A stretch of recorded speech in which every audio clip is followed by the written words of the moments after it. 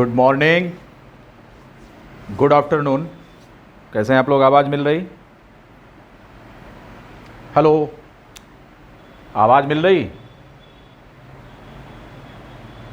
ठीक है। आज हम लोग जो है स्टार्ट करने चल रहे हैं कंपाउंड एपिथेलियम। सिंपल एपिथेलियम पढ़ चुके हैं, आज कंपाउंड एपिथेलियम की बारी है, राइट। कंपाउंड एपिथेलियम का मतलब हमने आपको पहले भी बताया था, means the epithelium made up of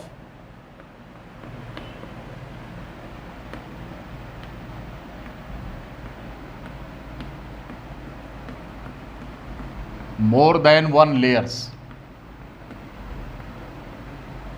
It is made up of more than one layers. एक से अधिक लेयर का बना हुआ एपिथेलियम होता है, तो ऐसे एपिथेलियम को हम कंपाउंड एपिथेलियम के नाम से जानते हैं, ठीक। एक से अधिक लेयर का बना हुआ, मोर than one layer thick, right, इस तरीके का होता है। तो जाहिर सी बात है कि एपिथेलियम जो होगा ये थिक लेयर होगा, थिक होगा, क्योंकि एक से अधिक लेयर से बना है तो इसकी मोटाई ज़्यादा होगी। दूसरी चीज़ ये है कि अगर ये थिक है और मोर देन वन लेयर है तो ऐसी कंडीशन में इसमें सेक्रीशन, एब्जॉर्प्शन, इन सब की गुंजाइश बहुत कम रहेगी। इसलिए इनके बारे में लिखा गया है कि the compound epithelium, compound epithelium have very limited role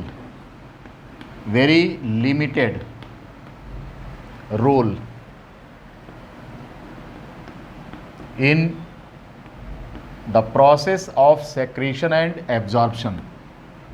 Process of secretion and absorption.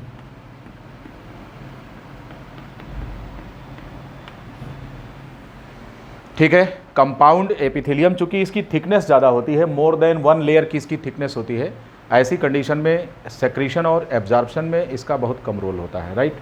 समझ गए ना, इसका बहुत कम रोल होता है, ठीक है, सेक्रीशन में और एब्जॉर्प्शन में। तो फिर इसका मेन फंक्शन क्या है? Main function is protection.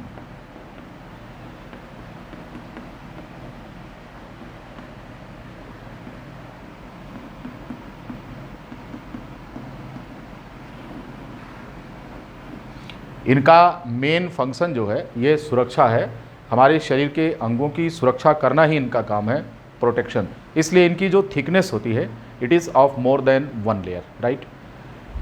अब ये जो कंपाउंड एपिथेलियम है, कंपाउंड एपिथेलियम ये भी क्लासिफाई किया जाता है उसी आधार पर जैसे आपने सिंपल एपिथेलियम को क्लासिफाई किया था। तो बेसिकली इसको हमने दो कैटेगरी में डिवाइड किया है। इनमें से एक कैटेगरी इसकी है, वो है ट्रांजिशनल एपिथेलियम।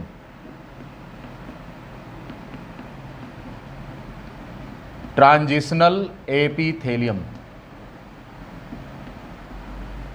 और दूसरा होता है स्ट्रैटिफाइड। स्ट्रैटिफाइड एपिथेलियम, ठीक है। एक है ट्रांजिशनल एपिथेलियम और दूसरा है स्ट्रैटिफाइड एपिथेलियम। और स्ट्रैटिफाइड एपिथेलियम जो है ये सेल्स के शेप के आधार पर स्ट्रैटिफाइड स्क्वामस एपिथेलियम कहलाएगा ये। दूसरा है स्ट्रैटिफाइड क्यूबॉइडल एपिथेलियम। तीसरा है स्ट्रैटिफाइड कॉलमनर एपिथेलियम।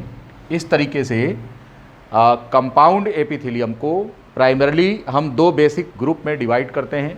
इनमें से एक ग्रुप जिसको हम ट्रांजिशनल एपिथेलियम कह रहे हैं और दूसरा ग्रुप है जिसको हम स्ट्रैटिफाइड एपिथेलियम कहते हैं, ठीक है। स्ट्रैटिफाइड का मतलब made up of more than one strata. Strata means होता है लेयर, एक से अधिक लेयर का बना हुआ। तो आप पूछेंगे कि साहब जब इनको भी आप कंपाउंड एपिथेलियम, क्योंकि यहाँ बता चुके हैं मोर देन वन लेयर इनकी थिकनेस है, तो फिर इसको ट्रांजिशनल को इससे अलग क्यों रखे हुए हैं? इसको इसलिए अलग रखे हैं क्योंकि ये बाकी अन्य कंपाउंड एपिथेलियम से थोड़ा सा डिफरेंट है। It is something different from rest of the other compound epitheliums. इनका स्पेशल फंक्शन होने की वजह से ट्रांजिशनल एपिथेलियम को अलग किया गया है यहाँ। हम आपको अभी बताएंगे कि ऐसा इसमें क्या स्पेशल है कि बाकी अन्य से इसको अलग रखा गया है। इसकी चर्चा अभी हम करेंगे थोड़ी देर में। तो आप बेसिकली आप समझ गए हैं क्लासिफिकेशन इसका कि कंपाउंड एपिथेलियम को हम दो कैटेगरी में डिवाइड करते हैं। कौन कौन सा होता है आपके सामने है, ट्रांजिशनल एपिथेलियम, स्ट्रेटिफाइड एपिथेलियम। आइए और सबसे पहले हम ट्रांजिशनल एपिथेलियम के बारे में समझते हैं कि ये क्या है, ठीक, इसकी बनावट क्या है और क्यों बाकी अन्य कंपाउंड एपिथेलियम से इसको अलग रखा गया है, इसके बारे में चर्चा करेंगे। बोर्ड पर जो लिखा है कॉपी कर लें जल्दी से। जो बच्चे लिख रहे हैं पूरा करें इसको।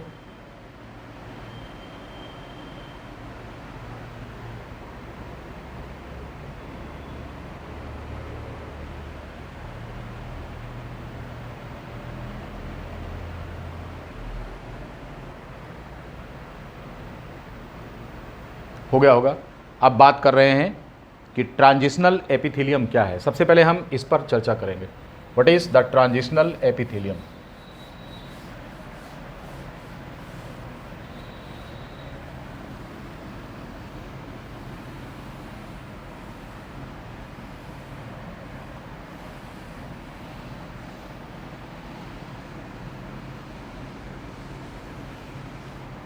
सबसे पहले हम चर्चा इसी पर करेंगे कि ट्रांजिशनल एपिथेलियम होता क्या है। What is the transitional epithelium.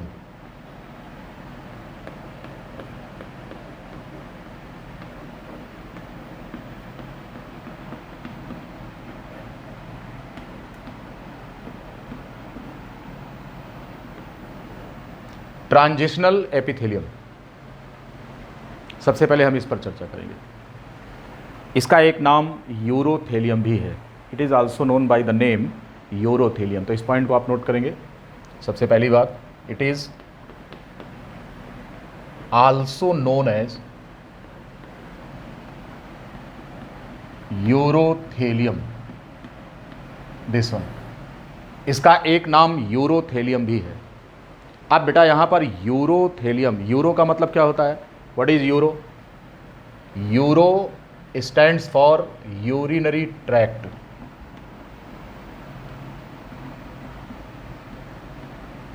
and thelium stands for epithelium। ऐसा epithelium, the epithelium that forms, epithelium that forms the lining of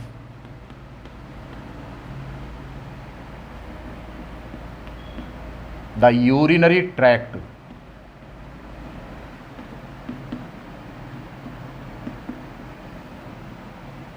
urothelium जो कि यूरिनरी ट्रैक्ट का निर्माण कर रहा, ऐसा एपिथेलियम जो कि हमारे यूरिनरी ट्रैक्ट की लाइनिंग का निर्माण करता है, that is known as urothelium. What do mean by urothelium.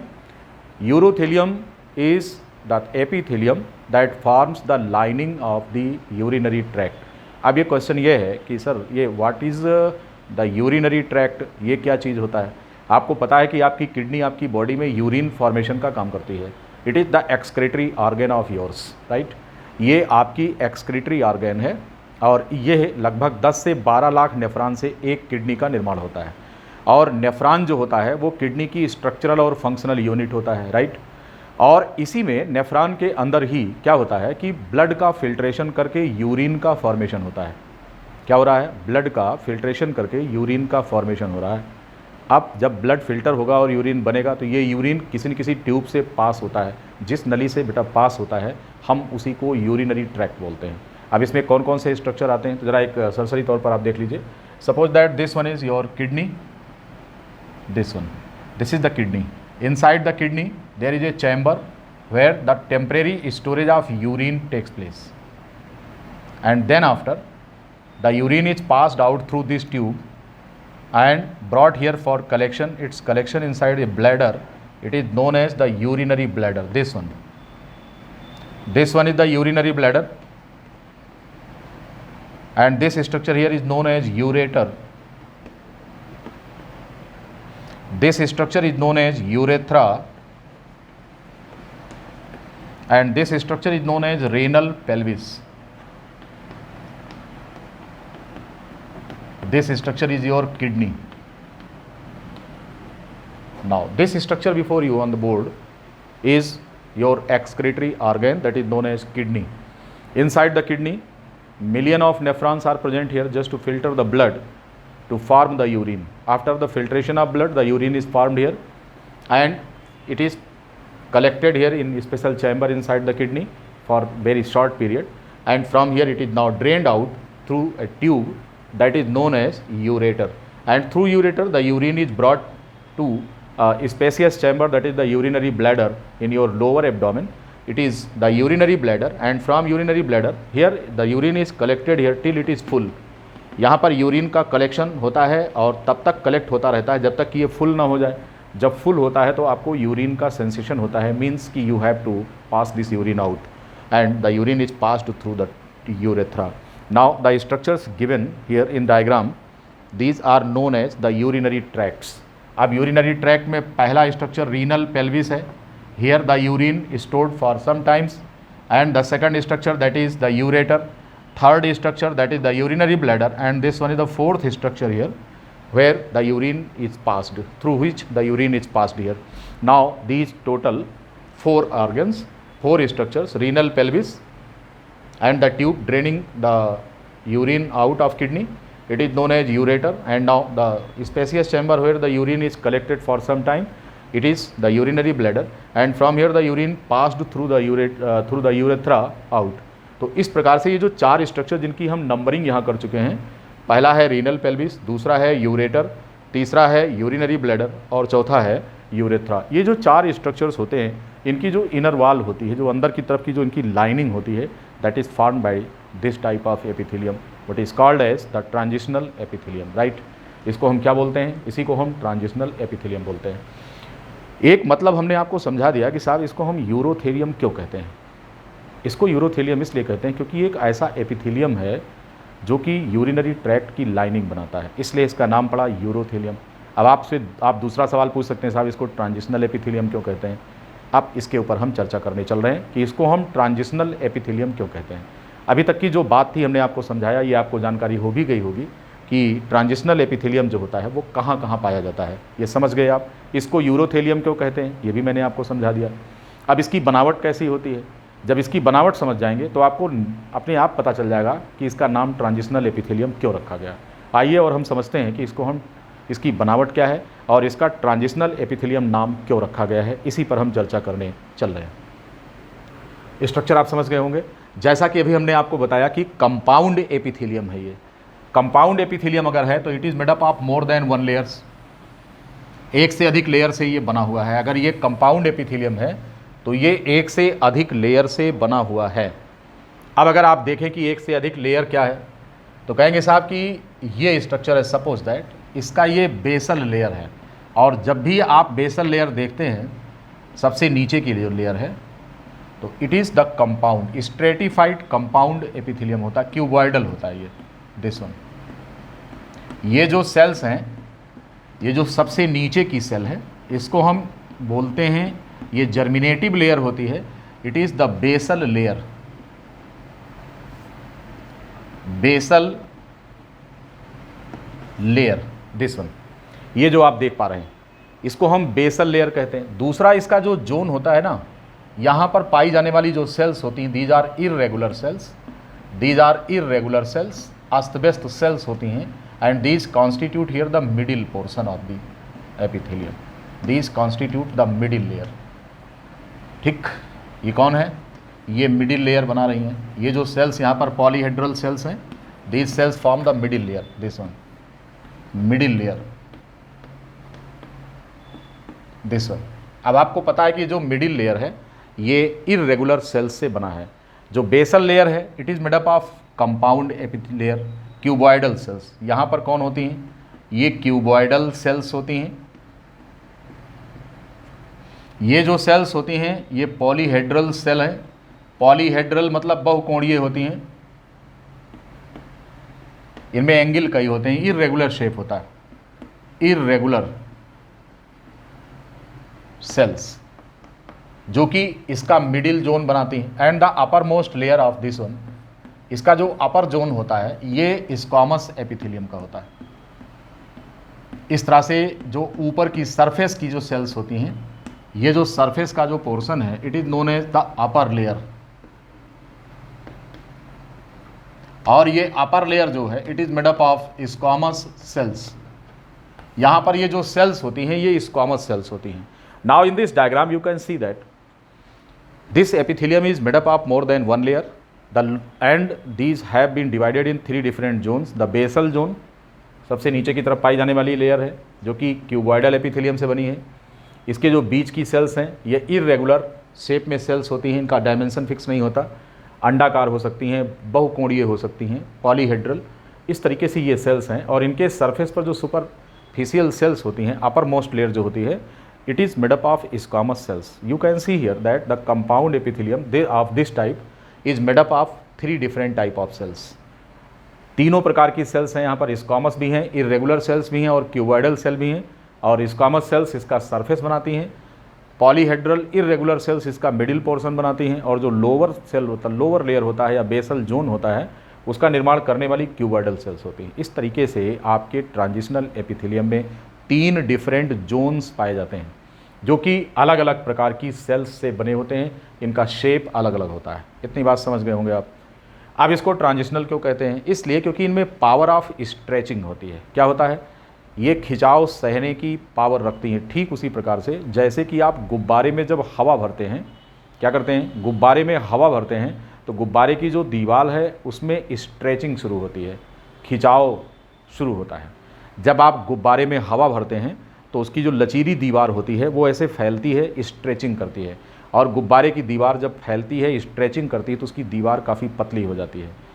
ठीक उसी प्रकार से यहाँ पर चूँकि ये यूरिन को होल्ड करना है, छोटे से वॉल्यूम में ज़्यादा यूरिन को होल्ड करने के पीछे मंशा यही है कि इसकी जो सेल्स होती हैं वो स्ट्रेचेबल होती हैं। जो लेयर होती है वो कैसा होता है, जो इसका लेयर होता है दैट इज़ स्ट्रेचेबल। इसका मतलब ये हो गया कि इसमें एबिलिटी टू स्ट्रेच। ठीक, तो यहाँ पर जो सेल्स ट्रांजिशनल एपिथेलियम होता है, the epithelium is made up of, epithelium has 3 different zones, 3 different zone हैं। कौन कौन से हैं ये? Lower most zone, middle and upper zone. इस तरह से 3 यहाँ पर जोन होते हैं, lower, middle and upper. This lower is made up of simple cuboidal epithelium, यहाँ पर क्यूबॉइडल सेल्स होती हैं, cuboidal cells. This one made up of polyhedral oval cells, और ये होती हैं स्क्वामस।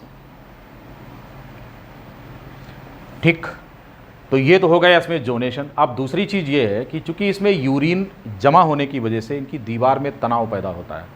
आपको पता है कि 5-6 घंटे तक आपके यूरिनरी ब्लैडर में यूरिन भरता रहता है, लेकिन जब आपका यूरिनरी ब्लैडर फुल हो जाता है तो उसकी दीवार पर एक प्रेशर पड़ता है।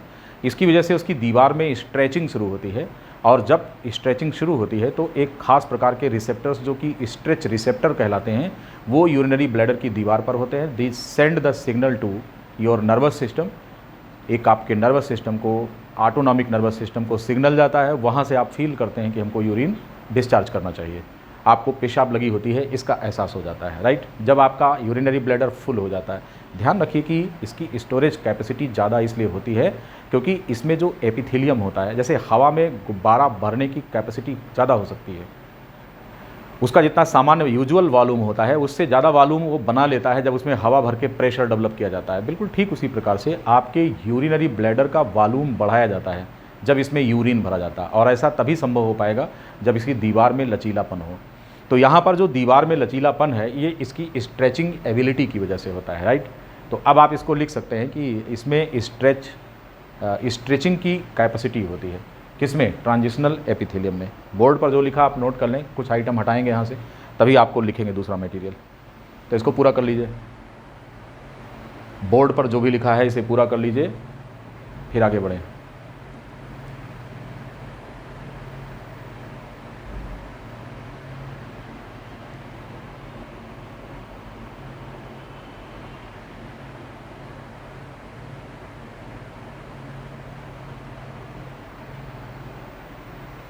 हो गया होगा।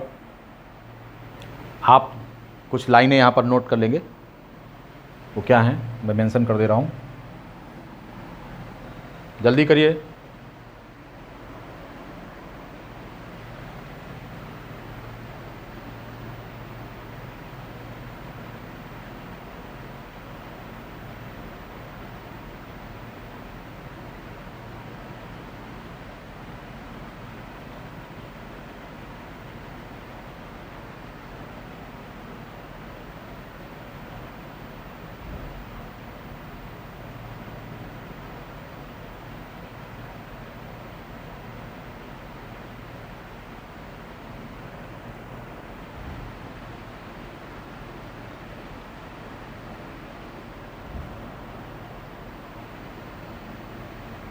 कंप्लीट हो गया है।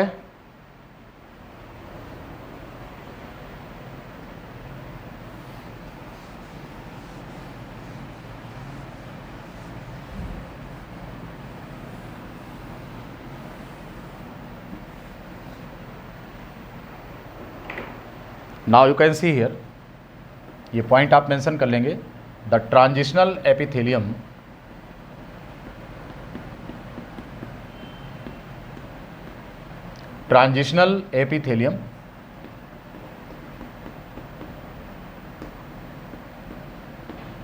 has the ability of stretching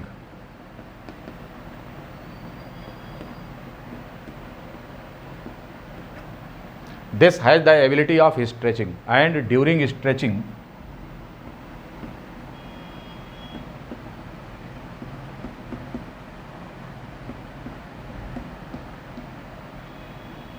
all these cells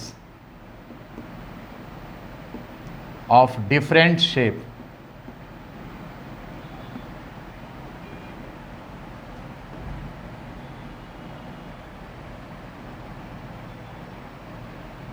becomes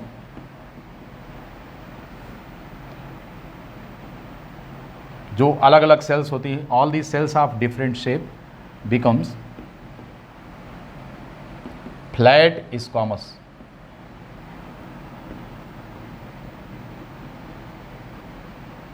means transition in shape,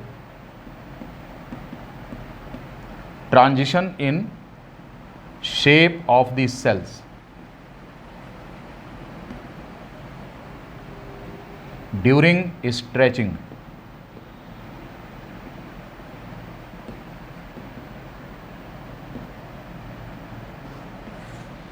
takes place। यहाँ पर जो स्ट्रेचिंग जब इनकी होती है तो जब इस तरह से अगर आप इनको खींचेंगे तो इनकी सारी सेल्स फ्लैट स्क्वामस हो जाएंगी। अभी ये क्यूबाइडल है, ये पॉलीहेड्रल या ओवाइडल है, तो जब इनको खींचा जाता है, खिंचावन की स्थिति में होती है, तनाव की स्थिति में होती है, तो सब चपटी हो जाती हैं, फ्लैट हो जाती हैं इस तरह से स्क्वामस की तरीके से। तो during stretching the cells of different shape come to occupy the flat squamous shape, right. और इस ट्रांजिशन को हम यहाँ पर बोल रहे हैं कि सेल्स के शेप में ट्रांजिशन हो रहा है ड्यूरिंग स्ट्रेचिंग, इसलिए हम इसे ट्रांजिशनल एपिथेलियम के नाम से भी जानते हैं। आप समझ गए होंगे कि इसको ट्रांजिशनल एपिथेलियम क्यों कहा जाता है। ठीक, कंपाउंड एपिथेलियम है, प्रोटेक्शन के लिए जिम्मेदार है, आपकी सुरक्षा की जिम्मेदारी लेता है ये। ठीक है, पूरा करिए।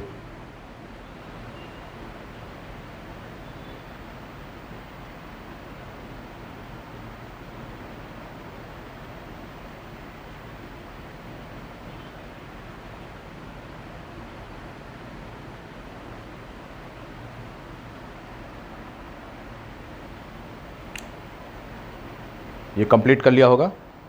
इस तरह से आपको ट्रांजिशनल एपिथेलियम के बारे में हमने सारी जानकारी दे दी। कहाँ पर होता है ये,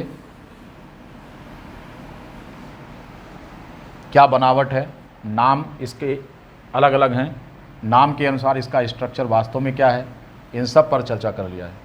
और इस प्रकार से ट्रांजिशनल एपिथेलियम की सारी बात ख़त्म। अब बात करेंगे हम स्ट्रेटिफाइड एपिथेलियम की। तो ट्रांजिशनल एपिथेलियम यहाँ पर यूरिनरी ट्रैक्ट की लाइनिंग बनाता है और यूरिन को लंबे समय तक होल्ड करने के लिए ट्यूब्स में स्ट्रेचिंग एबिलिटी डेवलप करता है कि जो सेल्स होती हैं उनमें स्ट्रेचिंग पावर आ जाए ताकि वो ज़्यादा से ज़्यादा मात्रा में यूरिन को अपने अंदर स्टोर कर सके एक निश्चित समय में, राइट। अब हम बात करेंगे next, that is stratified epithelium.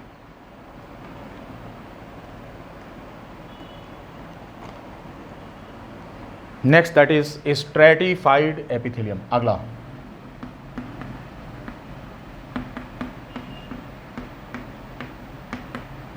Stratified epithelium, और इसमें सबसे पहला है stratified squamous epithelium. Stratified squamous epithelium.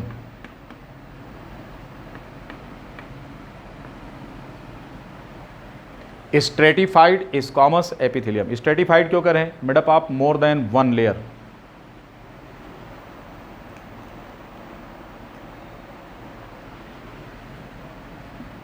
मोर देन वन लेयर थिक, इसीलिए नाम पड़ा stratified. More than one layer thick,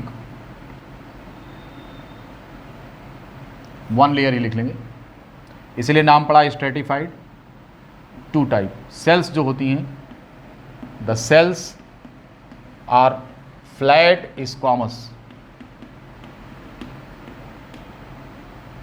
हम आपको पहले सिंपल स्क्वामस में भी बता चुके हैं कि कभी भी स्क्वामस एपिथेलियम अंदर नहीं होता, दो लेयर के बीच में नहीं होता, ये हमेशा एक्सपोज्ड सरफेस पर होता है। इसको आप ध्यान रखेंगे, या तो ये हवा के संपर्क में होता है और या फिर ये किसी लिक्विड के कांटेक्ट में होता है, परंतु ये जब भी होता है सुपरफिशियल अरेंजमेंट इसका होता है। कभी भी स्क्वामस सेल्स दो लेयर के बीच में नहीं पाई जाती हैं, हमेशा उघड़े सरफेस पर, उघड़ी सतह मतलब नेकेड सरफेस पर पाई जाती हैं ये, ठीक। तो कह रहे हैं कि the cells are flat squamous and more than one layer thick. ध्यान रहे कि यहाँ पर ये जो स्ट्रेटिफाइड स्क्वामस एपिथेलियम है ये दो प्रकार का होता है, इस आधार पर कि इसमें केराटिन का डिपोजिशन हुआ है या नहीं हुआ है। यानी कहने का मतलब कि जो स्ट्रेटिफाइड स्क्वामस एपिथेलियम है ये दो तरह का होता है, इनमें से एक होता है केराटिनाइज्ड,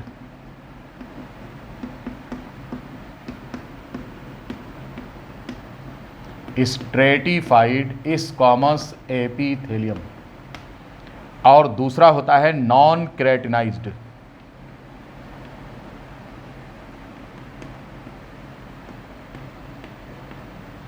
स्ट्रेटिफाइड स्क्वामस एपिथेलियम ये है। इस प्रकार से स्ट्रेटिफाइड स्क्वामस एपिथेलियम दो तरह का हो गया, एक है केराटिनाइज्ड और दूसरा है नॉन केराटिनाइज्ड। ये दो प्रकार का होता है, राइट। समझ में आ रही है बात।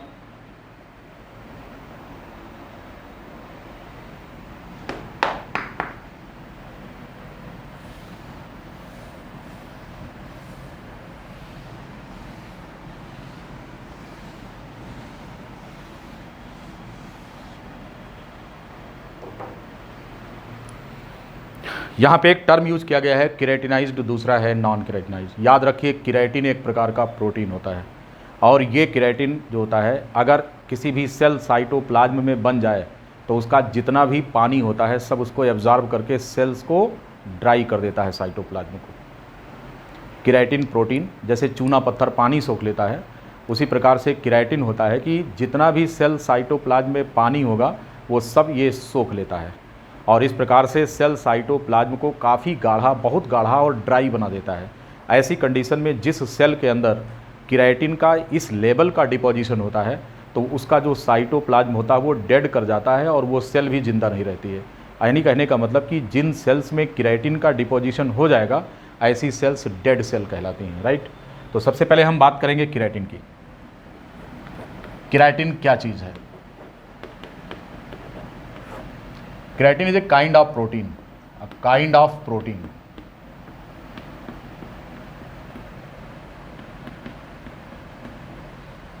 that absorbs water.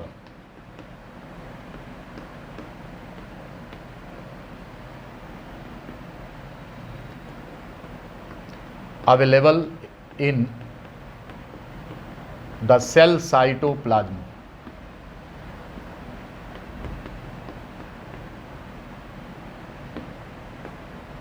A kind of protein that absorbs water available in the cell cytoplasm makes it dry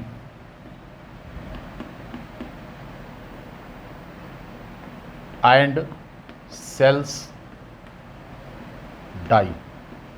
और फिर ऐसी सेल्स जिनमें कि केराटिन का डिपोजिशन है, अगर उसमें सारा का सारा पानी सोख लिया जाएगा तो बिना पानी के कुछ होता ही नहीं है। ऐसी कंडीशन में ये सेल की डेथ हो जाएगी, ये जो है डाई कर जाएगी, सेल नष्ट हो जाएगी। बात समझो। तो इस तरीके से जो केराटिनाइज्ड सेल्स होती हैं वो सब कैसी होती हैं? डेड सेल्स होती हैं। तो ये कैसी हैं? डेड हैं, ये डेड सेल्स होती हैं। अब इनकी लोकेशन अगर हम देखें कहाँ कहाँ होती हैं, तो outer most layer of skin, outer most layer of skin, हमारे स्किन की सबसे बाहरी लेयर, क्या नाम है उसका? Stratum corneum. हमारे स्किन की सबसे बाहरी लेयर जो हमारी खूबसूरती बढ़ाती है वो दरअसल में मुर्दा कोशिकाएं होती हैं। यानी कि आपके शरीर की खूबसूरती के लिए जो सेल्स जिम्मेदार हैं वो कौन है? वो डेड सेल्स हैं, मुर्दा सेल हैं। क्योंकि उनमें केराटिन का डिपोजिशन होने से इन सेल्स की जान चली जाती है, ये डेथ हो जाती है ऐसी सेल्स की। तो ये डेड सेल्स होती हैं जो आपकी स्किन की बाहरी लेयर बनाती हैं। बात समझ गए? ठीक है। और स्किन डेरिवेटिव जितने भी स्ट्रक्चर्स होते हैं कौन कौन से, इसके अलावा क्या होते हैं? नेल्स, क्लाज, नाखून और पंजे। इसके अलावा कौन? हॉर्न, हॉर्न समझते हैं ना, जानवरों की सींग। हूफ, HOOF, हूफ माने खुर। स्केल्स, ठीक है, नाखून है। नेल्स, क्ला माने चिड़िया का जैसे बाघ का पंजा होता है। हॉर्न माने जानवरों की सींग, मछली के सरफेस पर पाई जाने वाली स्केल्स। और हेयर्स, आपके बाल इसी प्रकार के एपिथेलियम होते हैं। हेयर्स, आपके बाल, इस प्रकार से आपके शरीर के ऐसे स्ट्रक्चर्स ये सब के सब स्ट्रेटिफाइड स्क्वामस एपिथेलियम से बने होते हैं, वो भी केराटिनाइज्ड टाइप का। जिसमें भी केराटिन होता है उसका सेल साइटोप्लाज्म ड्राई हो जाता है और वो उसकी डेथ हो जाती है। इसीलिए हमारे स्किन की सबसे बाहरी लेयर वो डेड सेल्स से मिलकर बनी हुई है। और इसके जितने भी डेरिवेटिव्स होते हैं, नाखून है, पंजा है, जानवरों की सींग है, मछली के सरफेस पर पाई जाने वाली स्केल, ये सारी की सारी डेड सेल्स से मिलकर बनी होती हैं। और आपके बाल भी, ये समझ में आ गया होगा। Keratinised stratified squamous epithelium. अब अगर हम बात करें कि non keratinised stratified squamous epithelium का क्या चक्कर है, तो इनमें केराटिन नहीं पाया जाता है। जाहिर सी बात है कि ये सेल्स लिविंग होती हैं। कौन? Keratinised, non keratinised stratified squamous epithelium, ये सेल्स लिविंग होती हैं, लाइव होती हैं। और ये बाकी हमारे इनमें सक्रिय मेटाबॉलिज्म होती है और ये जो है बाकी और काम करते हैं। कहाँ कहाँ पाए जाते हैं हम आपको भी बता दे रहे हैं। तो इस तरह से दूसरा जो बन रहा है नॉन केराटिनाइज्ड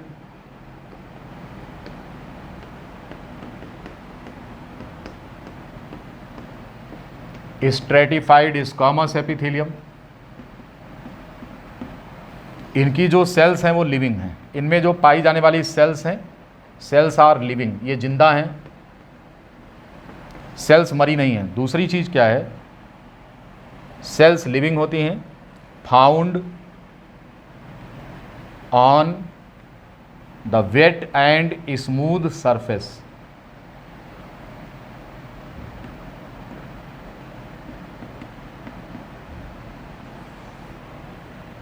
कौन? Non keratinised stratified squamous epithelium का निर्माण करने वाली सेल्स, इनमें केराटिन नहीं पाया जाता है। ये सेल्स जिंदा होती हैं, ऐसी जगह पर पाई जाती हैं। ये इंपॉर्टेंट है। ये पाई कहाँ पर जाती हैं ज़रा ये समझ लीजिए, नहीं तो आपको ऐसे रटना पड़ेगा। ये पाई वहीं पर जाती हैं जहाँ की सरफेस गीला होता है और चिकना होता है और काम होता है सुरक्षा करना, ये वहीं पर पाई जाती है। ध्यान दीजिए, ऐसी सेल्स कहाँ पर पाई जाती हैं? These cells are found on those surfaces which are wet, जो गीले होते हैं, एंड स्मूथ, सरफेस चिकना होता है और काम होता है सुरक्षा करना। आप समझ सकते हैं कि ये कहाँ पर पाई जा सकती हैं। अंदाज़ा लगाइए।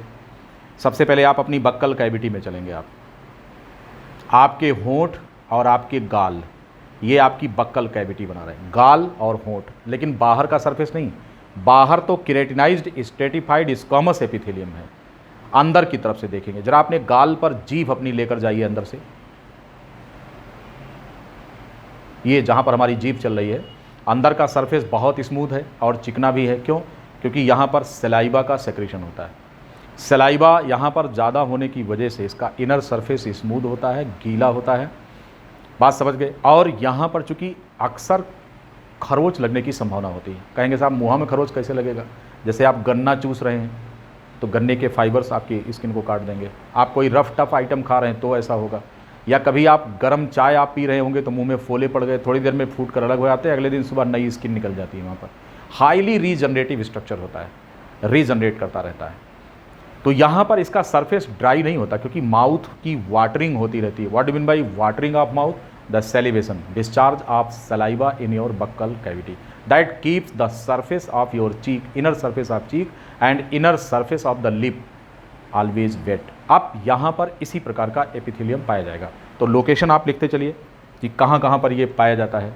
मैंने अभी आपको बताया कि found on the wet and smooth surfaces, आपके शरीर के अंदर जहाँ जहाँ पर वेट एंड स्मूथ सरफेस पाए जाते हैं ये एपिथेलियम वहीं पर पाया जाता है। ऐसी कंडीशन में जितना लिखा है बोर्ड पर इसको आप पहले कॉपी कर लीजिए क्योंकि मिटाना पड़ेगा, स्पेस नहीं है। जल्दी से लिख लीजिए इसको, जो बच्चे लिख रहे हैं पूरा करिए इसको।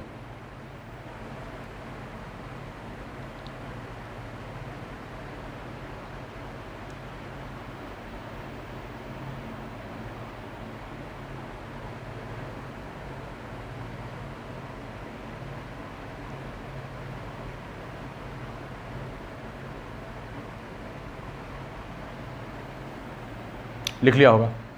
अब बात करते हैं हम कि इनकी लोकेशन क्या है, कहाँ कहाँ पर ये पाए जाते हैं। Non keratinised stratified squamous epithelium कहाँ कहाँ पाए जाते हैं, चर्चा इस पर।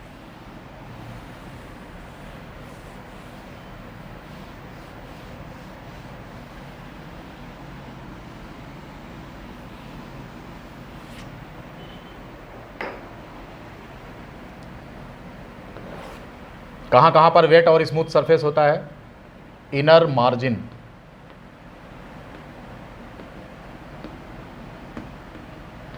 ऑफ लिप्स, हमारे होंठ, cheek, pharynx, oesophagus, conjunctiva,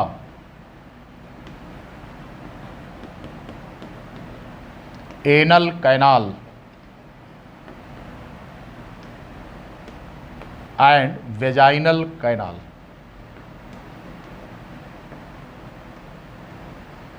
These are the places covered by non-keratinized stratified squamous epithelium। एक एक करके इन सब के बारे में जानिए, स्ट्रक्चर कहाँ पाए जाते हैं। कह रहे हैं कि inner margin of lips, cheeks भी बताया मैंने, गाल पर और होठों पर, होठ चिकने होते हैं अंदर से अगर देखें तो, और फायरिंग्स क्योंकि इस रास्ते से भोजन सड़क के नीचे जा रहा होता है, ओसोफेगस स्मूथ सरफेस होता है, भोजन इस रास्ते सड़क के जा रहा है, कंजंक्टिवा आपकी पलकों के और आई बॉल्स के बीच में जो लेयर होती है, जो आपकी आई बॉल के कांटेक्ट में होती है, आपके नेत्र गोलक के सरफेस पर चल रही होती है। तो मान लो कि अगर ये खुरदरी होती और हार्ड होती तो आप अब तक अंधे हो गए होते। आपके आई बॉल्स पर बहुत ही स्मूथ मालिश करने के लिए ये कंजंक्टिवा पाया जाता है, जो कि आपकी पलकों की इनर मार्जिन होती है, राइट। कभी कभी आप अपनी पलकों को मोड़कर रेड कलर में जो पलकें ऐसे मोड़ लेते हैं, फिर छोटे छोटे बच्चों को डराने का काम करते हैं, देखा होगा आपने, तो वो कंजंक्टिवा रेड टाइप का होता है। कभी कभी इसमें इन्फेक्शन होता है, कंजंक्टिवाइटिस हो जाती है, रोहा जिसको कहते हैं। तो कंजंक्टिवा इसी से बना हुआ है इन्फेक्शन रोकने के लिए। एनल कैनाल, जिधर से आपका स्टूल पास होता है, जी हाँ, एलिमेंट्री कैनाल का आखिरी हिस्सा एनल कैनाल कहलाता है, जिधर से स्टूल पास हो रहा होता है। जैसे यूरेथ्रा होता है जिधर से पेशाब पास हो रही होती है, उसी प्रकार से आपका एनल कैनाल होता है और इस तरफ से स्टूल पास हो रहा होता है, ठीक।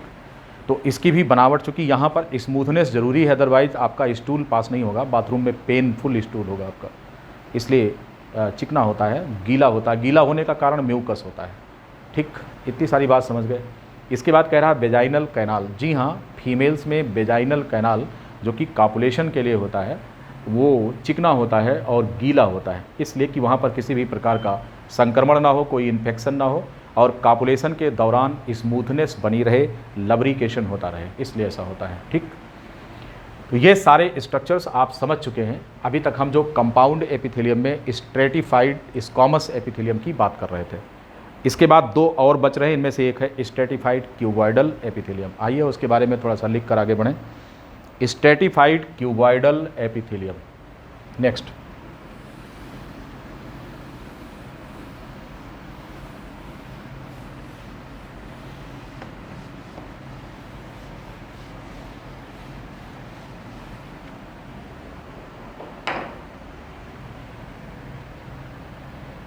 नेक्स्ट है स्ट्रेटिफाइड क्यूबॉइडल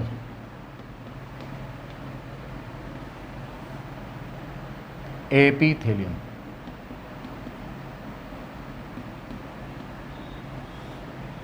इसमें more than one layer thick है, आप जानते हैं, more than one layer thick.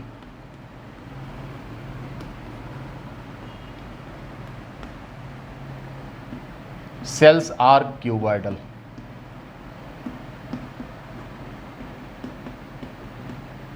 Location की बात अगर करें, forms the duct of salivary glands,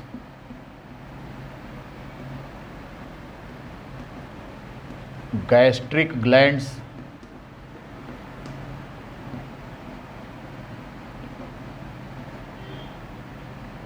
pancreas, etcetera. हमेशा ध्यान रहे कि जो ग्लैंड्स होती हैं उनकी नली का अंदर का हिस्सा बनाने का काम स्ट्रेटिफाइड क्यूबॉइडल का होता है, राइट। और तीसरा जो इसमें हमने आपको बताया था वो स्ट्रेटिफाइड कॉलमनर एपिथेलियम था। स्ट्रेटिफाइड कॉलमनर एपिथेलियम, ये जो है इनकी जो सेल्स है, स्ट्रेटिफाइड कॉलमनर एपिथेलियम, इनकी जो सेल्स हैं वो लॉन्गर होती हैं। Cells are pillar like, cells pillar जैसी होती हैं, लंबी। ठीक है, प्रोटेक्शन ही काम होता है इनका, प्रोटेक्शन, प्रोटेक्टिव होती हैं। एग्जाम्पल जो है यूट्रस है, फीमेल्स में यूट्रस, मेल में एपिडाइडमिस।